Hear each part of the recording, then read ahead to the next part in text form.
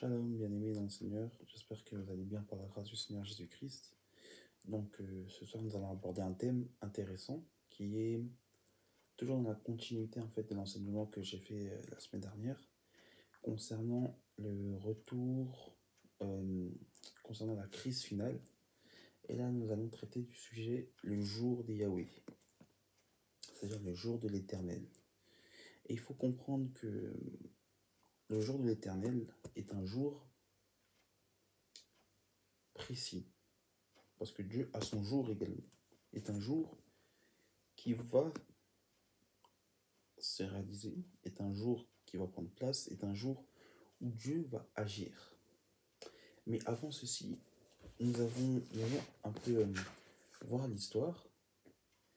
Et lorsqu'on parle du jour du Seigneur ou du jour de l'Éternel, du jour de Yahweh, eh ben, les gens ont pour connotation en fait la résurrection de Christ. Dans l'imaginaire catholique, le Seigneur Jésus serait mort un vendredi et ressuscité un dimanche.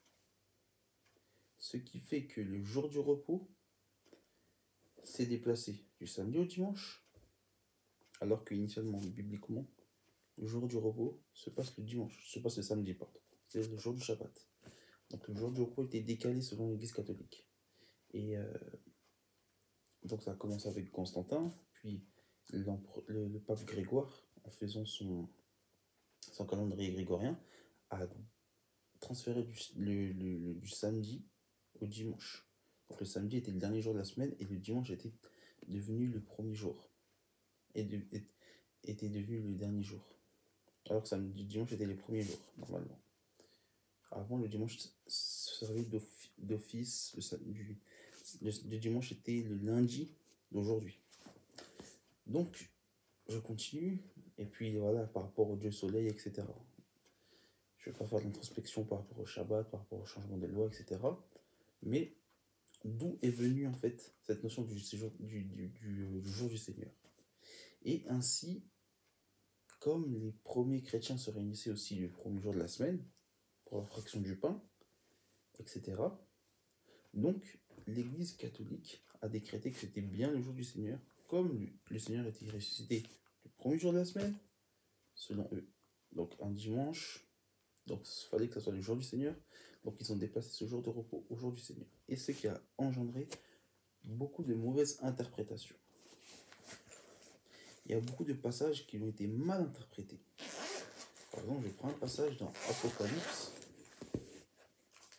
chapitre 1.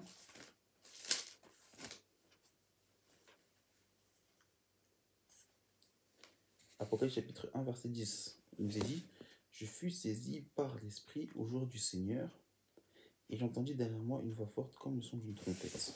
Donc ça, c'est dans la version Neg. On va prendre la version Chouraki. Je vais me donner un peu un autre aspect.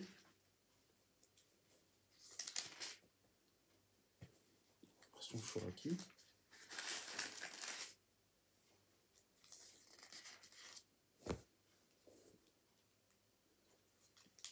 Apocalypse chapitre 1, verset 10.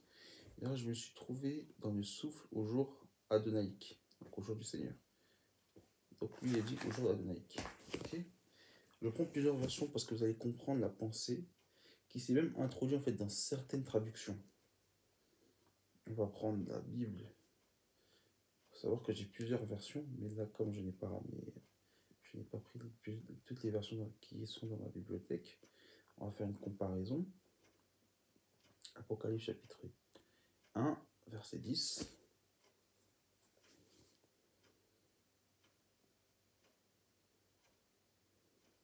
Voilà.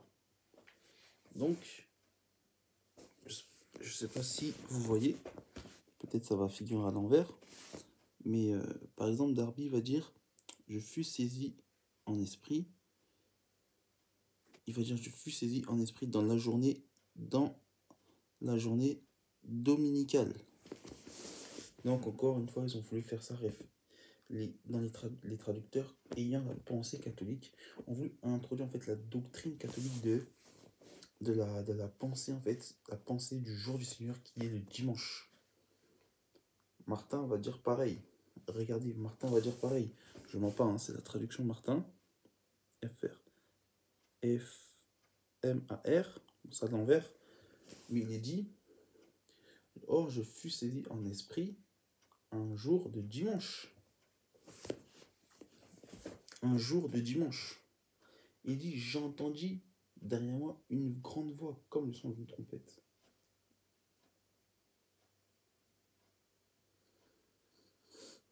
Vous imaginez toutes les erreurs qu'il y a eu? Osterwald, alors que c'est censé être des traductions littérales, réputées. On dit que ils sont censés se rapprocher des textes originaux. Mais c'est là qu'on voit que même dans les traductions soi-disant les plus littérales, il y a quand même des erreurs. Et Osterwald va dire, je fus ravi en esprit au jour du dimanche, comme Martin, parce que bon, il se base sur le texte reçu, au jour du dimanche. Donc Jean, il va recevoir la révélation du Seigneur, comme dit dans Apocalypse chapitre 1, verset 1, révélation de Jésus, que Dieu lui a donné pour montrer à ses serviteurs les choses qui doivent arriver bientôt. Donc c'est des choses qui doivent arriver après Jean, donc bientôt. Et qu'il fait connaître par l'envoi de son ange à son serviteur Jean. Et verset 3, il va dire quoi? Heureux celui qui garde les livres, heureux ceux qui lisent et qui entendent les paroles de la prophétie et qui gardent les choses qui y sont écrites, car le temps est proche. Donc on voit qu'il y a un aspect prophétique. Donc on voit l'incohérence en fait et la pensée catholique qui s'est introduite en fait dans l'Église, qui s'est introduite en fait dans les hommes, qui s'est introduite en fait dans les pensées, et que beaucoup en fait pensent en fait être évangélique, être darbiste, être adventiste, être ceci, être cela, pensent en fait être sortis du catholicisme, mais en vérité pratiquent les choses du catholicisme, à mettre en pratique des doctrines catholiques, prennent encore des doctrines, des compréhensions catholiques, et ils mettent ça de nouveau en fait, dans l'église. Parce qu'ils ne sont pas sortis en fait du carquois en fait, du catholicisme, des dénominations. Et c'est pour ça que il faut aller à contresens. Le chrétien doit aller à contresens. Maintenant, après avoir un peu brossé historiquement l'erreur en fait du catholicisme concernant le jour des Yahweh, il faut comprendre que un passage intéressant, 2 Pierre, verset 10, va aussi nous parler du Seigneur et le jour du Seigneur. Mais là, c'est un autre aspect. Et ça va nous faire comprendre en fait le pourquoi Jean a été ravi en esprit au jour du Seigneur, ou saisi, selon les versions, ou au jour adonaïque. Donc, de Pierre 3, verset 10, nous dit, le jour du Seigneur viendra comme un voleur. En ce jour-là, les cieux passeront avec fracas, et les éléments embrasés se dissoudront, et de la terre et les œuvres qu'elles se renferment seront consumées. Donc ici, on voit que le jour du Seigneur viendra comme un voleur. Donc tout à l'heure, à plusieurs reprises dans l'Apocalypse, on a vu que les temps sont proches. Donc on comprend en fait que le jour du Seigneur fait référence à un jugement, ou fait référence déjà probablement à une prophétie. Et c'est ça qu'on va voir dans les Écritures. Que le jour du Seigneur fait référence toujours à une prophétie. Ça n'a rien à voir avec un rassemblement le dimanche, ça n'a rien à voir avec avec l'émission qu'on a sur TF1, sur France 2, qui est la messe.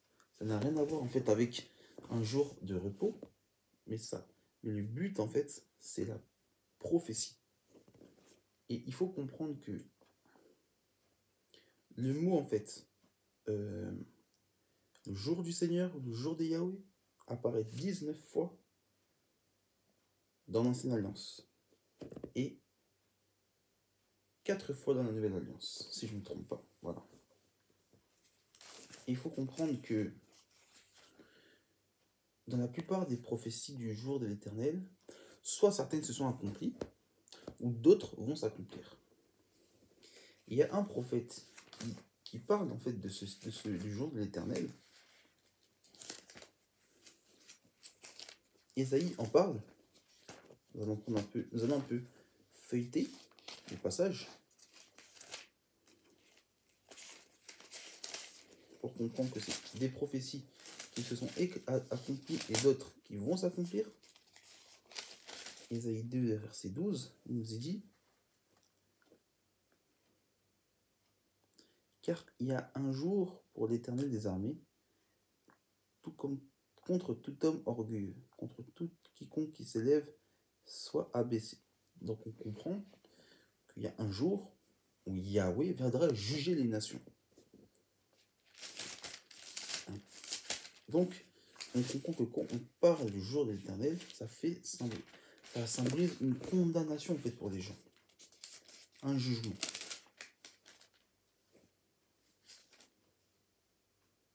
Regardez ce qu'il dira en fait toujours dans une prophétie contre Babylone.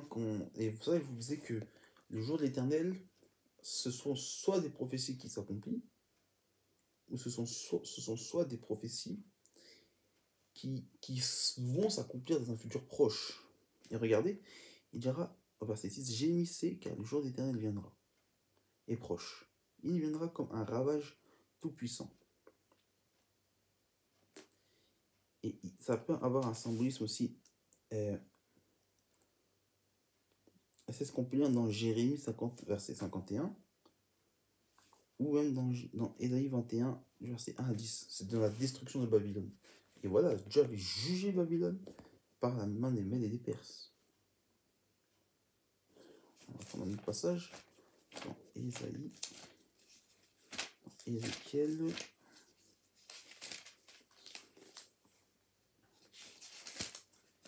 Verset 5. Il nous est dit: ainsi parle Yahweh, malheur aux prophètes insensés, car leur propre est. Pardon. 13, verset 5, il nous dit: vous n'êtes pas monté devant les.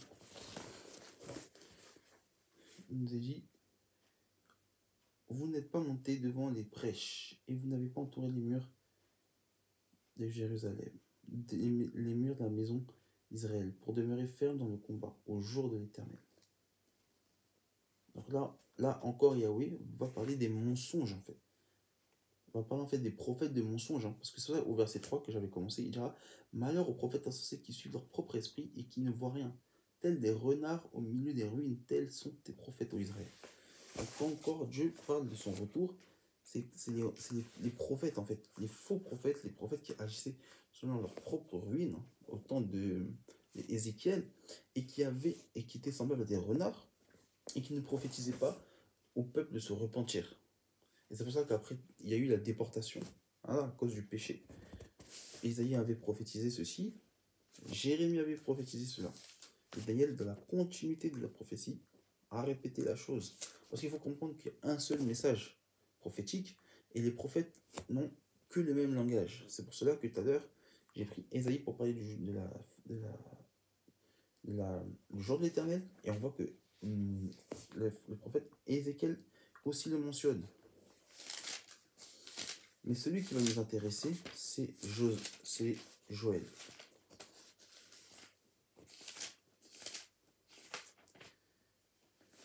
Joël, à partir du verset 15, il mentionne le jour de l'Éternel.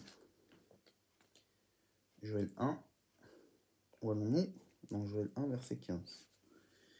Il nous est dit: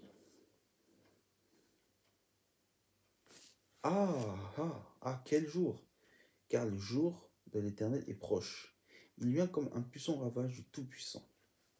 Donc là, il faut comprendre que là, à ce moment-là, dans le contexte, Joël prophétise contre les Assyriens. En gros, que ce sont des sauterelles, qui est l'image d'invasion assyrienne. Cependant, si on le prend dans un contexte eschatologique, eh bien on comprend que car le jour d'Éternel est proche et il vient comme un ravage. Donc on comprend parce que le jour de l'Éternel est proche.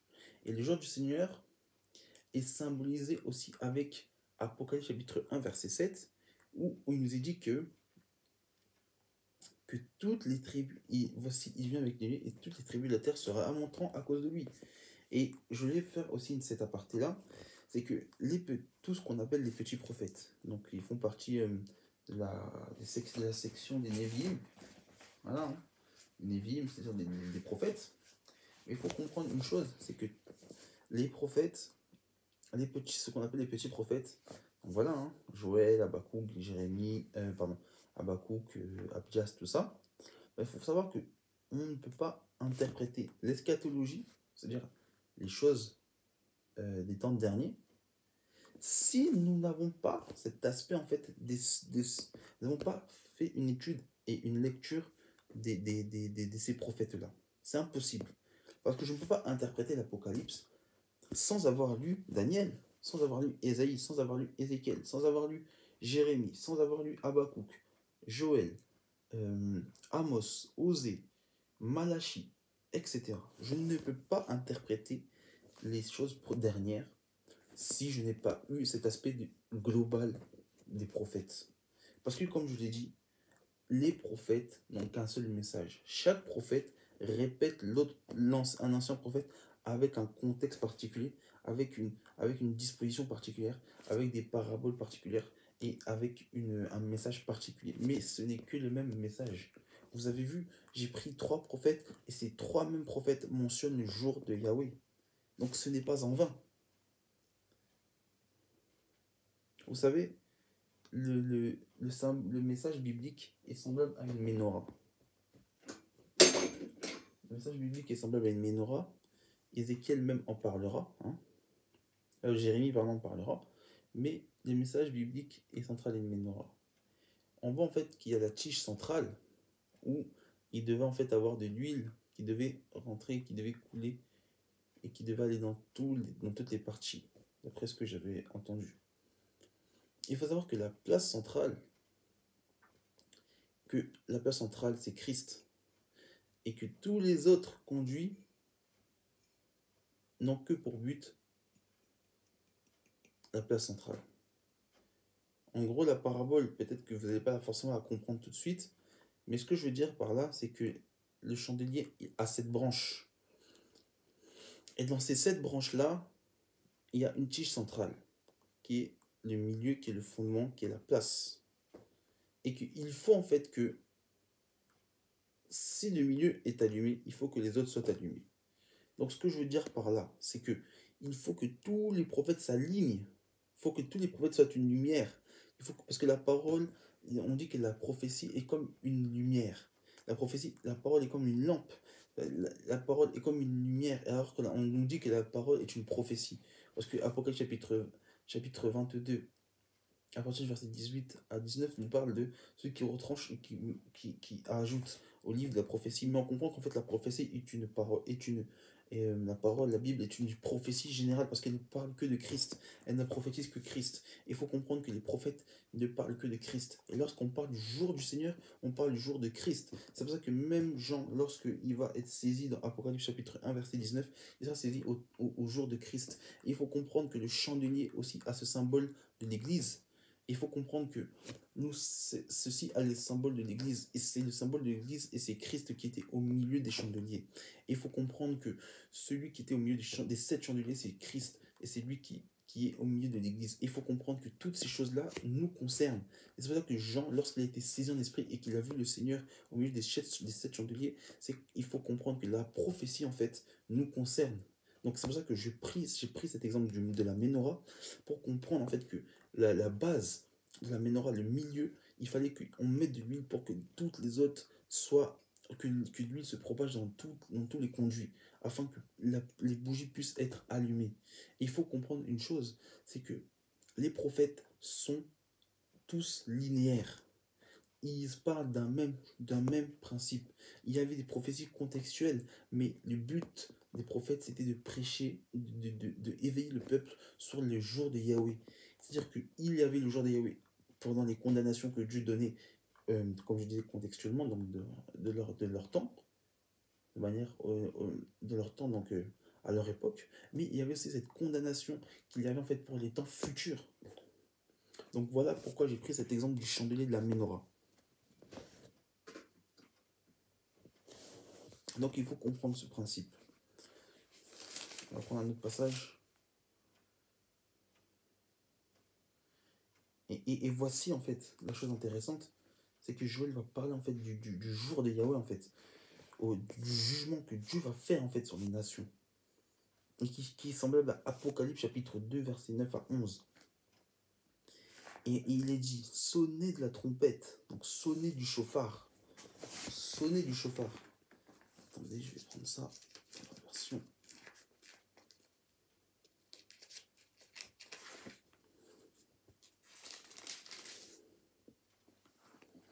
Voilà, je vais prendre dans la version Chouraki. Sonnez du chauffard en Sion, consacrez un jeûne, criez la féerie, réunissez le peuple, consacré pour le rassemblement. Groupez les anciens, réunissez les nourrissons, les téteurs de seins.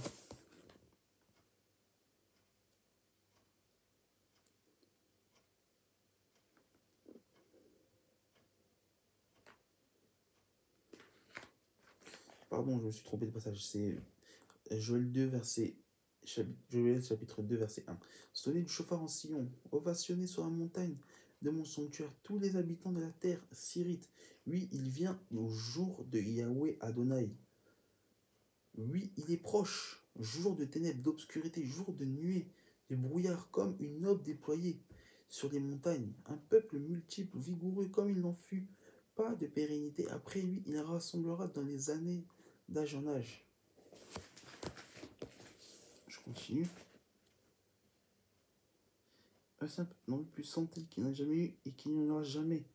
Devant lui, un feu dévorant, derrière les flammes brûlantes. Vous voyez, bien aimé? Regardez, Apocalypse chapitre 9 nous parle de ce temps-là, bien aimé.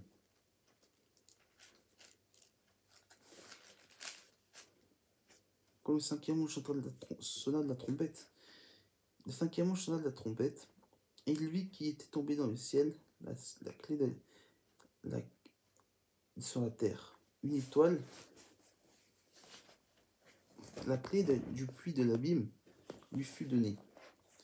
Et il ouvrit les puits de l'abîme, et il monta des puits de la fumée d'une grande fournaise, et le soleil et l'air furent obscurcis. Et les sauterelles sortirent de la fumée et répandirent sur la terre. Il leur fut donné le pouvoir, comme le pouvoir qu'ont les scorpions de la terre. Et il leur fut dit de ne pas faire de mal à l'herbe de la terre, ni à aucune verdure, ni à aucun arbre, mais seulement aux hommes qui n'avaient pas le sceau du Dieu sur leur front, etc. Vous pouvez lire jusqu'au Apocalypse chapitre 9, du verset 1 au verset 11. Du verset 2 au verset 11. Et on voit en fait que le jour d'Yahweh, ça sera un jour terrible. Mais on comprend en fait que le jour de Yahweh, c'est un jour précis, mais qui va prendre, c'est un jour où il y aura cette notion de jugement. Et le jour de Yahweh commence en fait lorsque les 7 sceaux sont ouverts. Mais on parlera un jour des 7 sceaux. Le jour de Yahweh fait référence à la colère de l'agneau, à la colère de Dieu. On continue la lecture. C'est pourquoi, bien aimé, il ne faut pas négliger les petits prophètes. Regardez, au verset 11. L'Éternel fait entendre sa voix devant son armée, car son camp et l'exécuteur de la parole est puissant. Car le jour de l'Éternel est grand et il est terrible. Qui pourra le soutenir? On comprend toujours que dans le jour de l'Éternel, il y a toujours cette notion de jugement. Nous allons continuer, on pourra parsemer un peu des prophètes. Regardez encore une fois, toujours dans Jérémie, Joël 2, verset 31, tout à l'heure on a parlé du soleil qui s'est obscurci.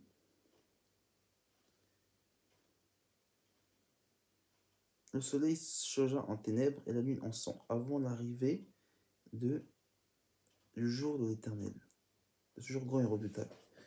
Donc on voit en fait que le jour de l'Éternel, avant son arrivée, il y aura des temps où le soleil se changera en ténèbres et la lune en sang. Mais il y a quelques années, la lune s'était transformée en sang.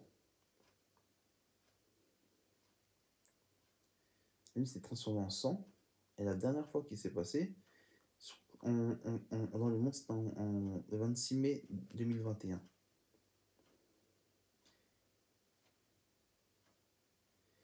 Mais on avait pu photographier et la lune était rouge. Et je me rappelle de ce moment-là parce que j'étais parti jeter les poubelles chez moi il y a plusieurs années et j'avais vu la lune était très rouge. Je voulais la prendre en photo mais j'avais perdu. Et on comprend en fait que la lune était de ce type-là. La lune était de cette couleur-là, avec un teint plus rosé. Et on avait appelé ça la lune de sang. Donc ce que la parole dit, c'est ça qu'on dit. Donc avant en fait le jour de Yahweh, il doit y avoir certains signes, tels que la lune qui devient un sang. On va continuer.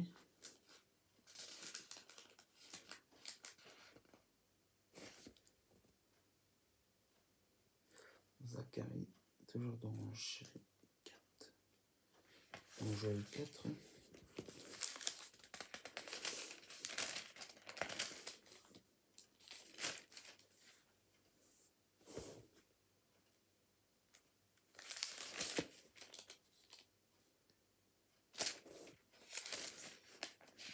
Joël 4, verset 14. Ça, c'est la dernière fois que Joël mentionne le jour de l'Éternel. Et bien, c'est une multitude dans la vallée du jugement, car le jour de l'Éternel est proche dans la vallée du jugement. Le soleil et la lune s'obscurciront et les étoiles retirent leurs éclats. Donc on comprend en fait que ça fait toujours référence à l'Apocalypse. Ça fait référence à l'Apocalypse. Vous pouvez lire dans Apocalypse 14, versets 14 à 20. Vous allez comprendre un peu le contexte. C'est le jugement des nations qui fait référence. Vous pouvez lire aussi dans Zacharie 12, versets 1 à 9, et Zacharie 14 également. On voit c'est le jugement vraiment des nations. Où Joël va prophétiser aussi. Pour ça, je vous dis que le message est linéaire. Où en fait, il y aura le jugement des nations. Voilà. C'est ce qu'on lit en fait dans Apocalypse 14. Voilà, Apocalypse 14, mais Apocalypse aussi. Apocalypse aussi 19. Parce que le Seigneur Jésus viendra en fait tuer l'Antéchrist. Il mettra ses pieds sur le mont des Oliviers à Jérusalem. Et voilà. Le Seigneur viendra et tuera l'Antéchrist. En fait, il va aller descendre par le feu. Donc il va descendre avec les chevaux. C'est l'Apocalypse 19, verset 13. Et puis, Satan sera mis dans l'abîme, etc. Les nations seront anéanties, celles qui iront en fait attaquer Jérusalem. Et on comprend en fait la chose, c'est que Yahweh, quand il donne un message, comme il dit dans sa parole, dans Job 33, je crois, verset 14, Dieu parle premièrement, puis Dieu parle deuxièmement. Si l'homme ne prend point garde. Donc on comprend que le Seigneur parle à plusieurs reprises. Il n'y a qu'un seul message. Quand on parle du retour de Yahweh, c'est dans un temps où Dieu viendra juger les nations, viendra condamner les nations, il viendra détruire les nations qui veulent tuer son peuple. Amos en parle aussi.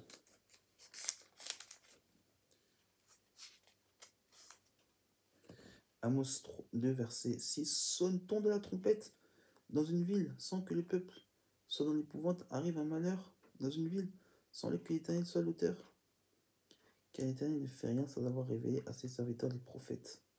Son secret à ses serviteurs les prophètes. Un passage très intéressant. Et regardez ce qu'il va dire dans Jérémie 5, verset 18.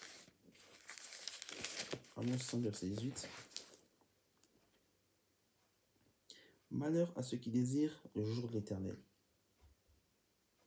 Parce que le jour de l'Éternel est un jugement que les nations ne pourront pas supporter. Il dira, qu'attendez-vous du jour de l'Éternel? Il sera ténèbres et non lumière. Parce que ça sera un jugement pour les nations. Les nations ne pourront pas supporter le jour de l'Éternel. C'est pourquoi même ils essaieront de se cacher. Même dans l'Apocalypse, quand il y aura des jugements, les nations, les païens, ou ceux qui auront la marque, chercheront la mort, mais ils ne pourront le trouver. Donc on comprend que c'est un jour terrible. Zacharie, dans Zacharie 14, verset 6, parle d'un jour de ténèbres, mais vers le soir, la lumière paraîtra. Ce sera des temps critiques. Dans Matthieu 24, le Seigneur parlera de ces temps-là en disant qu'il n'y a jamais point eu de telle douleur.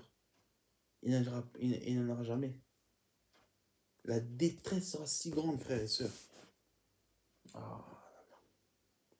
Même Daniel, je crois, en parle. D'un moment de détresse incroyable. Dans Daniel 12. Un moment de détresse que aucune personne ne pourrait le supporter.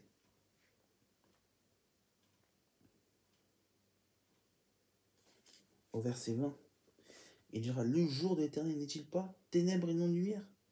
N'est-il pas obscur sans éclat? Bien aimé, le jour d'Éternel, nous, l'Église, on ne sera plus là. On sera enlevé. Et même la Bible dit dans 1 Corinthiens 6 que nous jugerons les nations avec le Seigneur Jésus-Christ. Nous jugerons les nations. Les saints ne jugeront-ils pas?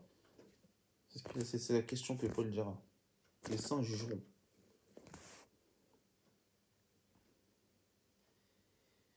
Vous imaginez, c'est des temps terribles, des temps qui seront ténèbres pour les nations. Le soleil ne donnera plus de son éclat. Et vous savez que le soleil a ce symbole de la grâce. Le soleil a ce symbole de la miséricorde. Parce que vous savez, sans soleil, la terre serait gelée. Sans soleil, il n'y aura pas de végétation. Sans soleil, il n'y a pas de fertilité. Sans soleil, le monde se glace. Le monde devient froid. Il n'y a plus de chaleur. Or, la chaleur aussi symbolise l'enthousiasme, etc. Ce que je veux dire par là, c'est que s'il n'y a plus de soleil, il n'y a plus de vie. Donc, on comprend qu'en fait, ça sera un temps terrible. Terrible, mes amis.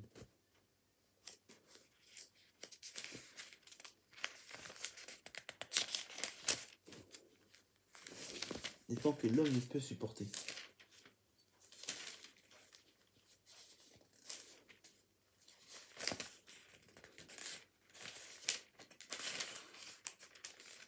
On a un passage.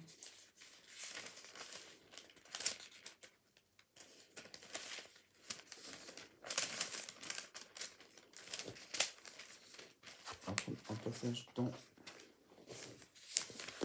Adjas.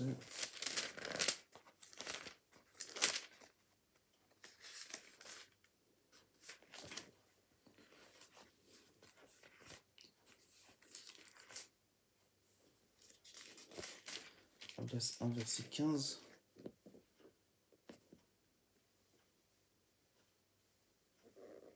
On nous dit: car le jour de Yahweh est proche pour les nations. Vous avez vu?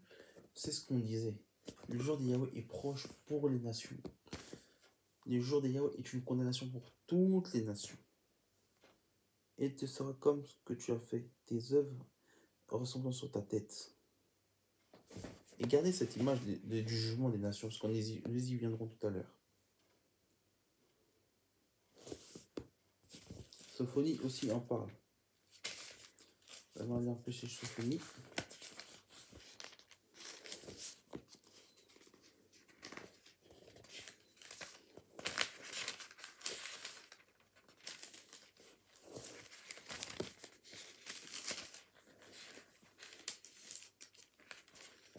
Sophonie 1, verset 7. Il dit: silence, silence, le Seigneur. Silence, silence devant l'Éternel. Car le jour de l'Éternel est proche. Car l'Éternel a préparé le sacrifice. Il a choisi ses conviés. Au jour du sacrifice de l'Éternel, je châtierai les princes et les fils des rois. Et tous ceux qui portent les vêtements étrangers. Je châtierai tous ceux qui sautent par-dessus le seuil. Etc. etc. On voit encore une fois le jugement que Dieu avait porté contre Judas. le contexte. Mais si on ramène dans un point de vue historique et eschatologique, le Seigneur jugera aussi sa maison, c'est-à-dire Israël.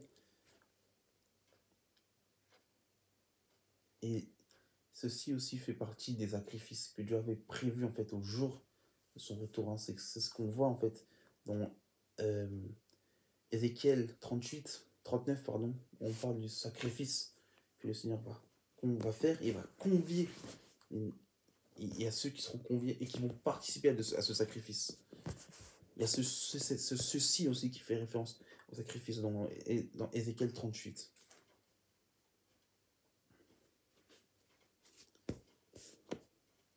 Au verset 14, il en parle encore. Le grand jour de Yahweh est proche. Il est proche. Il est proche le jour de Yahweh. Le retour du Seigneur est proche, bien-aimés. Le retour du Seigneur pour juger les nations arrive à grands pas. Et la Sophonie va dire le grand jour de l'Éternel est proche. Il est proche et il arrive en toute hâte. Le jour de l'Éternel fait entendre sa voix. Ah là là là là. Et les héros posent des cris amers. Et c'est ce qu'il disait tout à l'heure, Pierre, dans 1 Pierre 3, verset 10. Car le jour de l'Éternel vient comme un voleur. Et le Seigneur va donner la parabole des 10 vierges. Des vierges sages et des vierges folles. Et au verset 13, il dira veillez puisque vous ne savez ni l'heure ni le jour. Veillez. Il viendra comme un voleur. Le jour de Yahweh viendra comme un voleur.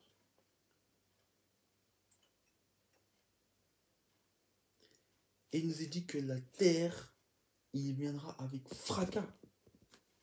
Il viendra avec fracas. Et la terre et le ciel se dissoudront, frères et sœurs.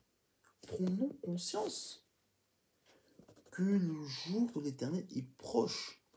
Il arrive à toute hâte.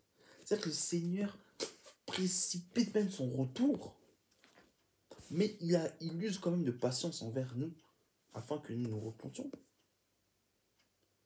Mais le jour de Yahweh est proche, frères et sœurs. Le jour de Yahweh est proche. Il arrive à toute hâte.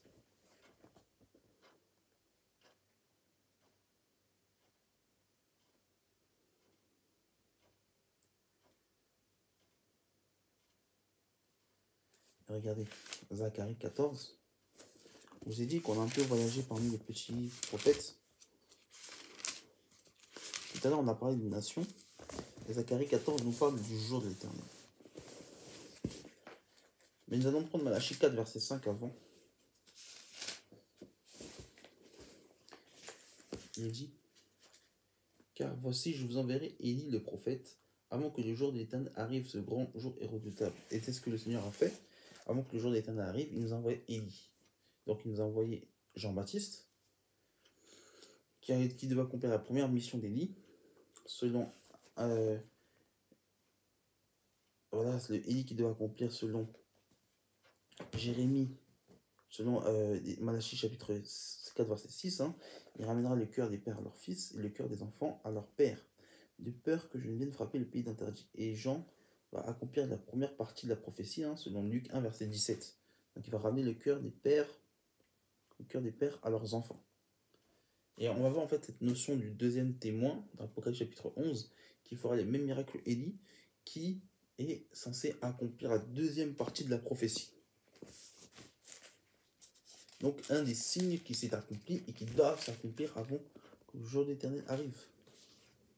Et Zacharie va nous parler du jour d'Éternel de manière très explicite. Voici, le jour d'Éternel arrive. Et tes dépouilles seront partagées au milieu de toi. Je rassemblerai toutes les nations pour qu'elles s'attaquent à Jérusalem. Et la ville sera prise et les maisons seront pillées et les femmes violées. La moitié de la ville ira en captivité, mais le reste du peuple ne sera pas exterminé. L'Éternel paraîtra. L'Éternel paraîtra. Apocalypse chapitre 19 verset 5. Verset 13, pardon. On va prendre ça dans la version de Chouraki.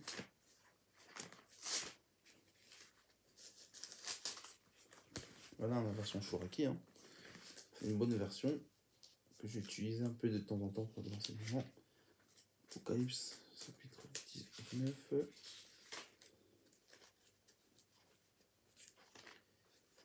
C'est 5. C'est 13.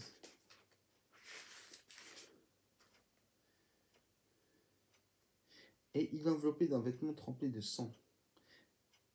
Et je vais lire à partir du verset 11, pardon. Et je vis le ciel ouvert, et voici un cheval blanc. Celui qui était assis s'appelle, lui qui s'appelle adhérent véridique, avec justice et juge, et guerrois. Ses yeux étaient comme une flamme de feu, sa tête, et plusieurs diadèmes. Il a un nom écrit que nul sinon ne connaît. Il est enveloppé d'un vêtement de trempé de sang, et il s'appelle de son nom le Logos d'Élohim. Et les armées du ciel le suivent sur des chevaux blancs vêtus de fin lin. Et de sa bouche sort une épée aiguë pour frapper avec les nations. Donc on voit que l'Éternel qui frappe les nations, il les combat. Voilà. On a vu là, c'est là que la prophétie va s'accomplir.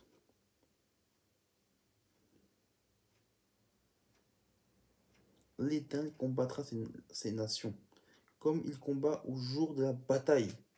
Voilà, ça fait référence en fait à Apocalypse chapitre 19. Hein. C'est la bataille d'Armageddon. Voilà. La bataille d'Armageddon.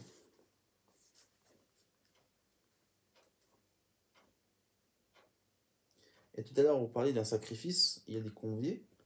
Bon.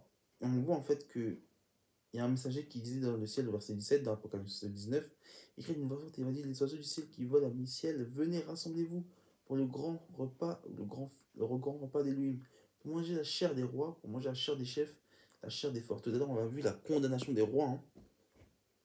La chair de tous, libres et esclaves, petits et grands.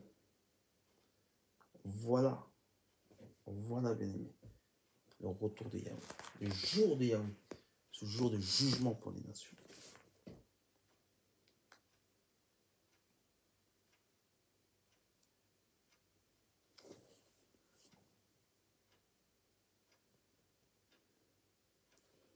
Et il y a un principe. Et vous voyez, on dit que l'Éternel viendra combattre. Et dans Apocalypse, même dans Zacharie 14, verset 5, on dira, dans la seconde partie du verset, et l'Éternel, mon Dieu, viendra avec tous ses saints. Donc on voit en fait que ceux qui étaient les armées de l'Éternel, ce sont les saints qui seront sur les chevaux blancs. Et il y a un truc intéressant, c'est que lorsque vous lisez la prophétie, concernant en fait les temps de la fin, ou les jours derniers, dans les proverbes, pardon, dans les écrits de l'Ancienne Alliance, bah, par exemple, quand je prends Ésaïe 7,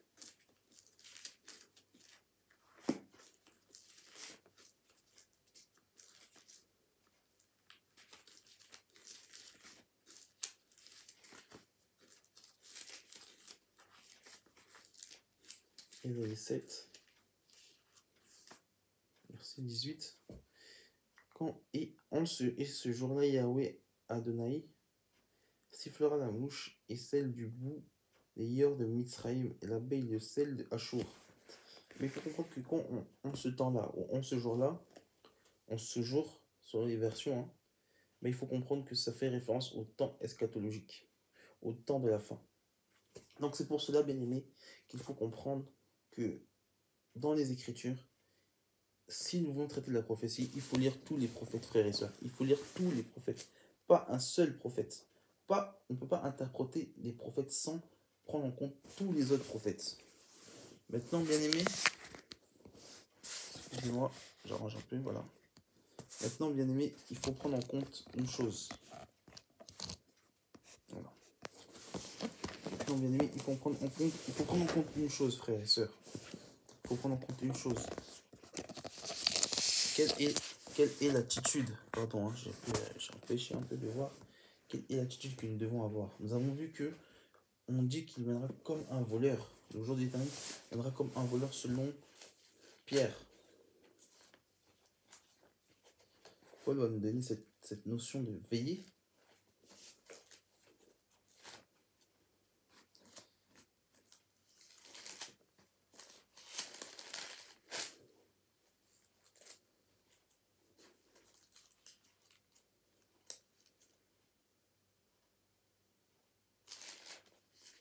Voilà ce que Pierre va nous conseiller. Notre frère Paul va nous conseiller. Paul dira, ah, c'est intéressant. 1 Thessaloniciens chapitre 5, verset 2. Car vous savez bien que le jour du Seigneur viendra comme un voleur dans la nuit. Donc le Seigneur viendra comme un voleur dans la nuit. Comme Sophonie a dit, le jour de l'Éternel arrive à toute hâte. Donc nous ne savons pas quand il arrivera.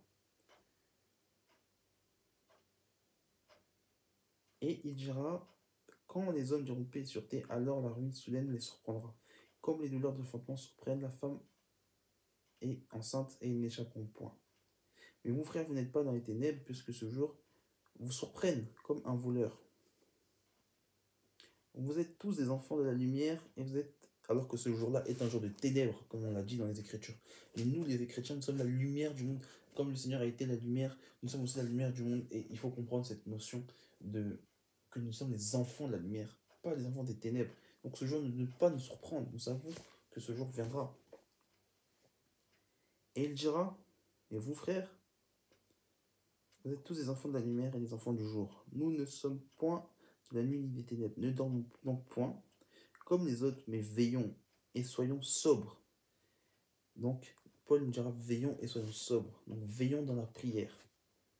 Et ceux qui dorment, dorment la nuit. Et ceux qui s'enivrent, s'enivrent la nuit. Mais nous sommes du jour, soyons sobres, ayons revêtu la cuirasse de la foi et l'amour, ayant le casque de l'espérance, car Dieu ne nous a pas destinés à la colère. Donc voilà, le jour de Yahweh, c'est la colère. Il faut comprendre que c'est la colère de Dieu. Mais nous sommes exemptés. Mais à la possession du salut par notre Seigneur Jésus-Christ. Donc voilà, frères et sœurs.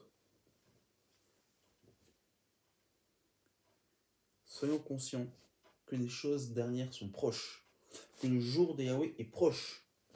Prenons courage, frères et sœurs. Manifestons de l'amour pour les uns et pour les autres. Soyons prêts pour son retour, car Yahweh revient bientôt. Yahweh viendra juger les nations. Yahweh, le jour de Yahweh est proche. On va relire encore l'écriture de notre frère Pierre.